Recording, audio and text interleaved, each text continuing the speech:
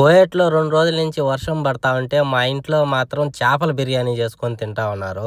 చూడండి ఎంత పెద్ద వర్షం పడతా ఉన్నదో. 2 రోజుల నుంచి ఈ వర్షం ఆగనే లేదు. ఈ వర్షానికి మా బాబా చలిమంటేసుకొని దివానియాలో కూర్చొని కాఫీలు, టీలు తాగుతా ఉన్నారు చూడండి. ఇదొచ్చేసి గ్యాస్ పొయ్యితో కాగుతా ఉన్నదనమాట అది. ఈ గ్యాస్ పెట్టేసి ఎలిగిచ్చినాము.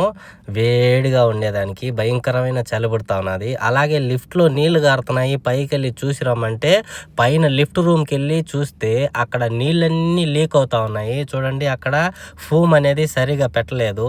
ఆ బొక్కల ద్వారా చూడండి ఇక్కడ 2 బొక్కలుంటే ఆ బొక్కల ద్వారా నీళ్ళన్నీ లిఫ్ట్ లోపలికెళ్ళిపోతా ఉన్నాయి. అంత భయంకరంగా పడింది వర్షం. చూడండి లొకేషన్ ఎంత బాగున్నదో. 3వ ఫ్లోర్ పైనుంచి వీడియో తీస్తా ఉన్నా. చూడండి కువైట్‌లో ఇల్లులు, ఆ వర్షం పడినా గాని ఒక చుక్క కూడా ఎక్కడే గాని నీళ్లు లేవు.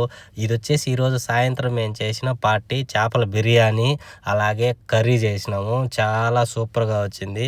నా వీడియో గాని నచ్చినట్లయితే లైక్, షేర్, సబ్స్క్రైబ్ చేసుకోండి. Thank you.